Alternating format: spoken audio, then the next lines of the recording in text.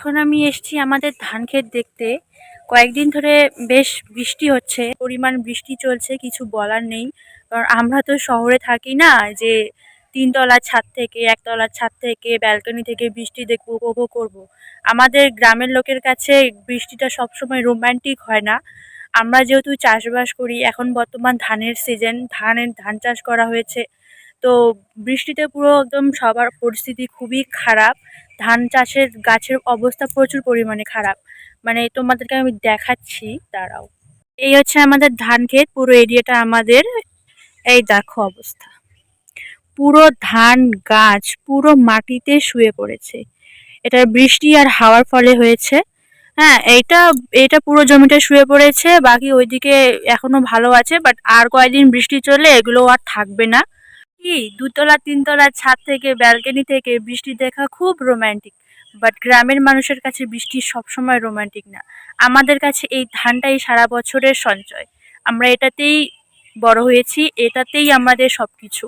এটা ছাড়া আমাদের চলবে না। তো এটা ছাড়া বেসিক্যালি শহরের মানুষেরও চলবে না, কিন্তু ওদের কাছে বৃষ্টিটা সবসময় রোমান্টিক হতে পারে, আমাদের কাছে সবসময় রোমান্টিক না। কারণ ধানটা না হলে আমরা সারা বছর কি খাবো তাও আমরা জানি না। আমাদের ধানটা লাগেই। খাওয়া তো মনে করো, খাওয়া পড়া সবকিছুর ক্ষেত্রেই আমাদের ধান লাগে। সবসময় বৃষ্টি আমাদের জন্য রোমান্টিক না। আজকে খুবই খারাপ লাগছে ধান খেতে এসে। এখনো সোজা হয়ে দাঁড়িয়েই আছে, বাট এই পাশটা পুরোটা শুয়ে পড়েছে। মানে এতটা খারাপ লাগছে। আমি আজকে প্রায় এক সপ্তাহ আবার ধান খেতে এসেছি। বাবা বলল যে প্রচুর ধান গাছ সব শুয়ে পড়েছে। এইদিকে যে সব শুয়ে পড়েছে, একদম বাজে অবস্থা। কি বলবো, মন পুরো খারাপ হয়ে গেল আমার এখানে এসে। আমাদের পরিস্থিতি একদম গ্রামের, শুধু আমাদের বলবো না, প্রতিটা লোকেরই এই অবস্থা। ধান খেত পুরো শুয়ে পড়েছে।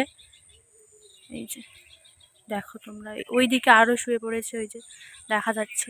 মানে আর কয়দিন এরকম টানা চলে সব শুয়ে দেবে, সব ধান শুয়ে দেবে। আর জলও জমে যাবে, আর জল জমে গেলে তো সব ধান পচে যাবে। এমনিতেই এখন ধান শুয়ে পড়েছে নিচে মাটিতে, তো মাটিতে থেকে ইঁদুর গর্ত সব খুঁড়ে ধান খাবে, সব কিছুই নষ্ট হবে। কিচ্ছু করার নেই, প্রকৃতির নিয়ম।